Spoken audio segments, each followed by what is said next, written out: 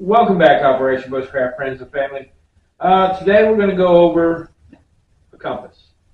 There are parts and features of a compass. I'm not going to lie to you, I'm not real well versed in the use of a compass. I haven't shot an azimuth since primary leadership development course in the military. We won't say how many years ago that is.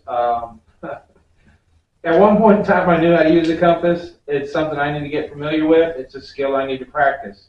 But today, I am going to let you know there are compasses out there that can cost you upwards of $70, $80. This compass does everything a high dollar compass would do. Some of the places and some of the features may be a little bit smaller, but it still will do the job. I've talked to a few people who are more well-versed with the compass, and they seem to like this compass versus some of the other compasses on the market, because this compass is, when I bought it, it said it's mainly used by the Boy Scouts, and it's under 20 bucks. And as we go over this, I'll point out little things to you that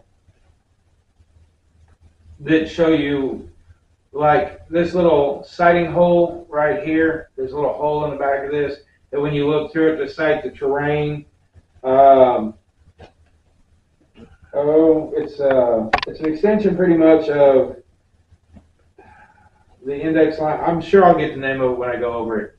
But you can look through this little hole and you can help sight and everything. We'll go over that. But to get started on your basic compass, this plastic piece right here is your base plate, where you're going to find many different things. You have a liquid filled capsule in there, which if I move this, you should be able to see that needle move if I get away from north. If I move the compass up and down, there it goes, it starts to move, and then it comes right back. So that liquid filled capsule is what allows that little arrow in there to spin. If you need to measure vertical slopes of terrain, height, etc., on the side here, they have what are called clinometers or clinometers. I don't know. You choose how you want to say it.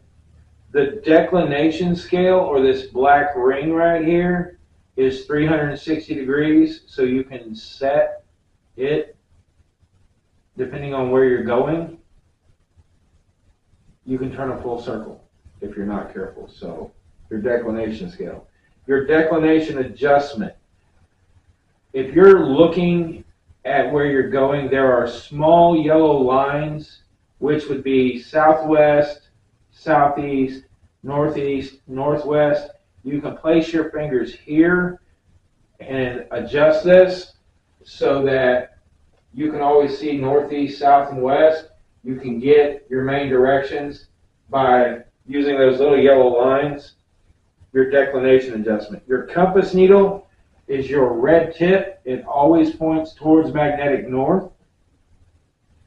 The whole ring here that rotates is called your functioning bezel, so that you can make the adjustments you need. The graduation ring, as we talked about, is your declination scale, but it's also your graduation ring because of the 360 degrees around it.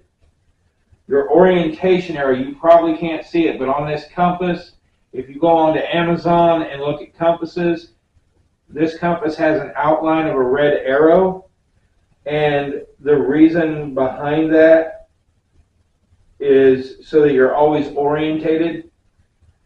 Your index line, which is the extension of the sighting cross up here, comes down right down here to the bottom where that hole is. There's a little white line there. The magnifier on the bottoms here are for reading a map, so when you're down on the map and you're measuring it, you can read that map. The sighting mirror allows you to sight the terrain while making sure the compass needle is aligned with the north arrow. So I find that north arrow, and I hold this up. I can use my sight up here, or I can use this hole down here. I can get it adjusted so that I can place it down on my ring. I can adjust my ring while looking at my point where I'm going. That is basically the version of shooting an azimuth. I'm not going to go in, I'm not going to teach a compass class. We're just basically going over the parts and the pieces of a compass.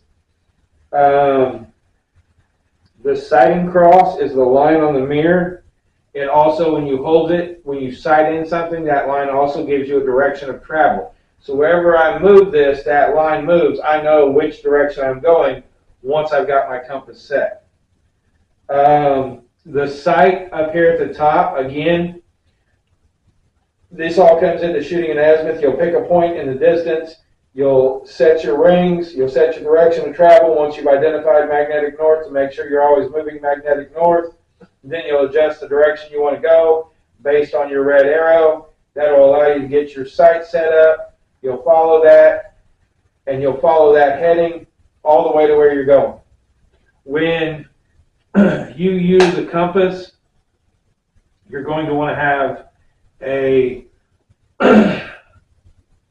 notepad and a marker so you can write down your direction and your degrees and your path of travel.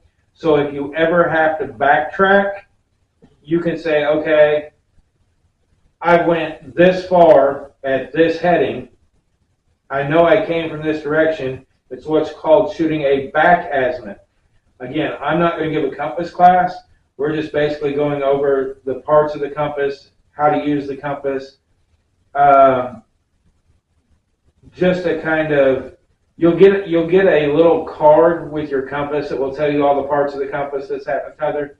As I said, I am not very well versed in the compass. I am more of a stars river guy when it comes to navigation.